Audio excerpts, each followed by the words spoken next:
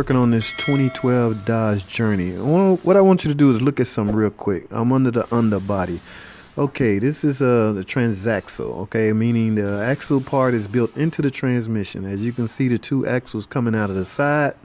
That makes it a front wheel drive unit. Now, back into the rear, you can see a drive shaft going to the rear, which happens to be attached to a viscous coupling, which is right here. You all should also notice is brand new, which is attached to a differential, which is also attached to two more axles that transfer torque to the rear wheels. Okay, now from these parts alone, you could assume this is an all-wheel drive unit.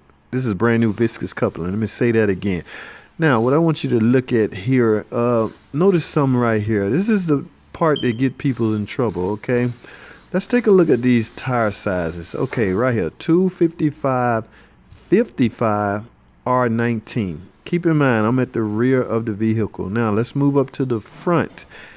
And what do we have up front? Okay, where is it? Where is it? Where is it? Where is a good picture of the tire size? It is right here.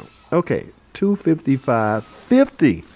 R19, okay, which means the front tires are totally different from the rear.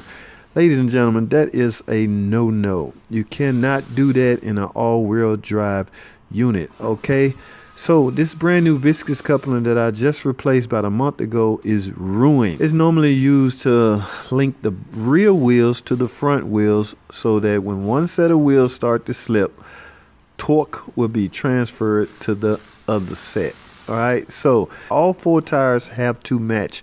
You will ruin your suspension and your drivetrain driving around in an all-wheel drive vehicle with mismatched tires. Okay, if you're driving an all-wheel drive unit, make sure your tires match. All right, that's all I have, man. Thanks for watching. Comment, subscribe, and I'll see y'all in the next video. Sure. All right, guys, I'm at a car lot.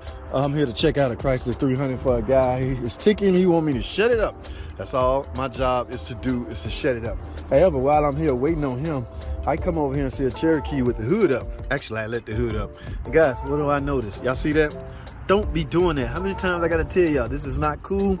Guys, poor connection at the battery on a car this sophisticated could brick your car, could send your whole electrical system in haywire and brick it. You won't be able to start it, won't be able to shift gears, you won't be able to do nothing. So I advise you to don't. Simple, Scotty Kilmore. Don't do that. Don't stick a damn screw. Oh my goodness, just get another terminal. This is replaceable. Or just get another battery with the proper size head on it. Oh my goodness, stop this. All right, I'm done picking on them. All right, it's supposed to be for sale, but I hope they got to fix it first. Guys, that's all I have, man. I just wanted to highlight that. Thanks for watching. Alrighty, guys, real quick, they told me my parts are down here on the vehicle. Oh yes, some nice good brainless maintenance work. Keep in mind the goal behind maintenance work, guys, we're trying to prolong the life of the vehicle. So from time to time we need to change some fluid. I got some coolant flush here, rear differential, oil filter. And the thing about this oil filter, as far as the oil change go, let me show y'all this. Y'all see this cap? This vehicle takes 0W20. Okay, this is a Gen 3 Pentastar engine. All right, no, it doesn't use 5W20. This takes 0W20 fully synthetic.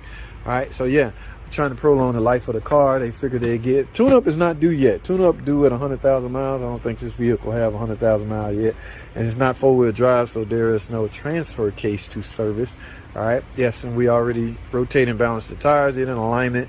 So now comes the coolant flush, rear diff, oil change, help prolong the life of the car. Guys, I advise you to stay on top of your maintenance. All right, that's all I have. George, real quick, guys, y'all see this mileage, right? 32,826. Now this is a 2010 Chrysler PT Cruiser, clean little joker too. All right, now I want to know y'all thoughts on this. How y'all feel about this? Keep in mind, I just said it's a 2010 with 32,000 miles. I have to sell. Remember, guys, when you work for an establishment, they have rules in place. One of the rules I have to go by is I have to try and upsell even a timing belt on this car. I know some of y'all would say a timing belt, it just has 32,000 miles, but we're talking about age here. That timing belt today, as it stands in its original state, is practically 13 years old, right? 2010, 10 more, yeah, 13 years old. Okay, so do you replace it because of that reason alone?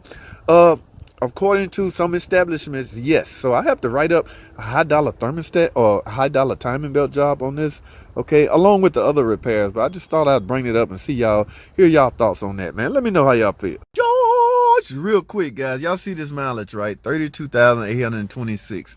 Now, this is a 2010 Chrysler PT Cruiser. Clean little joker, too. All right. Now, I want to know y'all thoughts on this. How y'all feel about this? Keep in mind, I just said it's a 2010 with 32,000 miles. I have to sell. Remember, guys, when you work for an establishment, they have rules in place. One of the rules I have to go by is I have to try and upsell even a timing belt on this car. I know some of y'all would say a timing belt, it just has 32,000 miles. But we're talking about age here. That timing belt today, as it stands in its original state, is practically 13 years old, right? 2010, 10 more, yeah, 13 years old. Okay, so do you replace it because of that reason alone? According to some establishments, yes. So I have to write up a high-dollar thermostat or a high-dollar timing belt job on this, okay, along with the other repairs. But I just thought I'd bring it up and see y'all, hear y'all thoughts on that, man. Let me know how y'all feel. Real quick, guys, this is a Challenger, Dodge Challenger. I want to show, somebody was asking me about draining the oil on the cooler, the oil cooler. Y'all know all the 6.2 supercharged Hellcat trim engines or setup. It's a Challenger. Will include a oil cooler. All right, yes, oil cooler is right above the oil filter, of course.